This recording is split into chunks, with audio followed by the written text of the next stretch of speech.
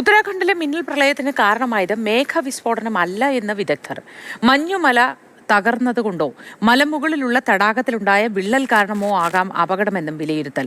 ഇന്നലെ 2 മണിയോടെ ധരാലി ഗ്രാമത്തിൽ ഖീർഗംഗയുടെ വൃഷ്ടി പ്രദേശത്താണ് മിന്നൽ പ്രളയം ഉണ്ടായത്.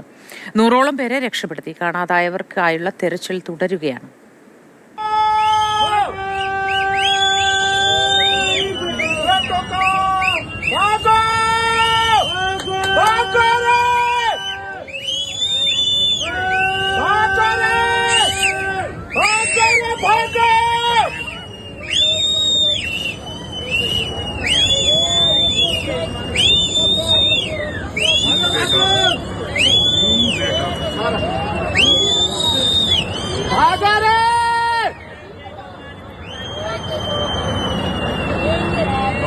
ബാലഗോപാൽ ചേർന്ന് വിശദവിവരങ്ങളുമായി.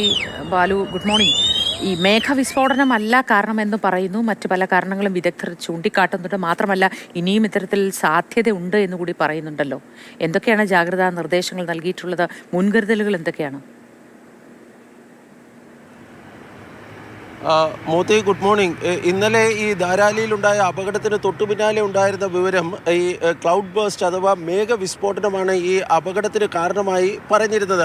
പക്ഷേ ഇന്ന് ഈ സാറ്റലൈറ്റ് ഇമേജുകൾ, ഉപഗ്രഹ ചിത്രങ്ങളും മറ്റും പരിശോധിച്ചതിന് ശേഷം, അതുപോലെ തന്നെ ആ മേഖലയിലെ മഴയുടെ കണക്കുമൊക്കെ പരിശോധിച്ചതിന് ശേഷം ഈ കാലാവസ്ഥാ നിരീക്ഷണ കേന്ദ്രവുമായി ബന്ധപ്പെട്ട കേന്ദ്രങ്ങൾ പറയുന്നത്, അതുപോലെ തന്നെ സംസ്ഥാന സർക്കാരുമൊക്കെ പറയുന്നത്, ഇതിനെ ഈ അപകടത്തിന് കാരണം മേഘവിസ്ഫോടനമാണ് എന്ന് പറയാൻ വേണ്ടി കഴിയില്ല എന്നതാണ്. അതിന് പ്രധാനമായും പറയുന്ന കാരണം ഇതാണ്. കാരണം ഹാർഷിൽ മേഖലയിൽ ഇന്നലെ ഈ അപകടം നടക്കുന്ന സമയത്ത് ലഭിച്ചിരുന്നത് വെറും 6 മില്ലിമീറ്റർ മഴ മാത്രമായിരുന്നു ലഭിച്ചിരുന്നത്. കഴിഞ്ഞ 24 മണിക്കൂറായി ധാരാലി അതുപോലെ തന്നെ ഹാർഷിൽ മേഖലകളിൽ 9 മില്ലിമീറ്റർ മഴ മാത്രമാണ് ലഭിച്ചിരുന്നതെന്നും ഉത്തരകാശിയിലെ പരമാവധി മഴ 20 മില്ലിമീറ്റർ മഴയായിരുന്നു എന്നുമൊക്കെയാണ് ഈ ഔദ്യോഗിക കണക്കുകളിൽ വ്യക്തമാകുന്നത്. അങ്ങനെ ഉള്ള ഒരു മഴ, അതായത് ഇത്തരം സാധാരണഗതിയിൽ വളരെ കുറഞ്ഞ അളവിലുള്ള ഈ മഴ ഒരു മേഘവിസ്ഫോടനത്തിന് കാരണമാകില്ല എന്നാണ് ഇപ്പോൾ ഈ സർക്കാർ വൃത്തങ്ങളും മറ്റും ചൂണ്ടിക്കാണിക്കുന്നത്. പക്ഷേ ഇത് സംബന്ധിച്ചുള്ള ഒരു ഔദ്യോഗിക കൺഫർമേഷൻ ഇനിയും വരേണ്ടതായുണ്ട്.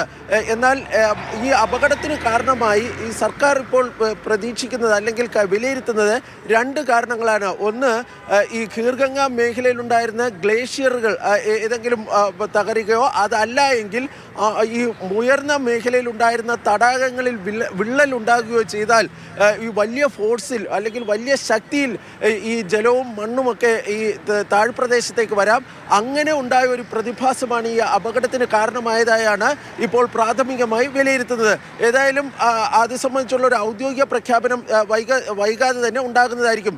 നമുക്കിപ്പോൾ രക്ഷാപ്രവർത്തനത്തിലേക്ക് വരികയാണെങ്കിൽ, ഇന്നലെ ഈ അപകടം ഉണ്ടായതിന് ശേഷം അവിടെ സൈന്യവും അതുപോലെ തന്നെ ITBPയും NDRFിൻ്റെയും SDRFിൻ്റെയും ഒക്കെ ഈ സൈനികരായിരുന്നു ഈ രക്ഷാപ്രവർത്തനത്തിൽ ഏർപ്പെട്ടിരുന്നത്. ഇന്നലെ രാത്രി മുഴുവൻ 201 അംഗ സംഘം, രജപട്ടണ റൈഫിൾസിൻ്റെ നേതൃത്വത്തിൽ 201 അംഗ സംഘം അവിടെ ഈ രക്ഷാപ്രവർത്തനം നടത്തിയിരുന്നു. 125 സൈനികർ, 46 ITBP സൈനികർ തുടങ്ങിയ ഒരു 201 അംഗ സംഘമായിരുന്നു അവിടെ ഉണ്ടായിരുന്നത്. ഇന്ന് രാവിലെ ഏതാണ്ട് 200-ലധികം പേര് ഈ രക്ഷാപ്രവർത്തനത്തിന്, അതായത് സംസ്ഥാന ദുരന്ത നിവാരണ വിഭാഗത്തിൽപ്പെട്ട 211 പേരുൾപ്പെടെയുള്ള ഒരു 2ാം സംഘത്തിനെ അവിടെ എത്തിക്കുന്നതായിരിക്കും. അതോടുകൂടിയായിരിക്കും ഈ രക്ഷാപ്രവർത്തനം അതിൻ്റെ ഏറ്റവും നിർണായക ഘട്ടത്തിലേക്ക് കടക്കുന്നത്.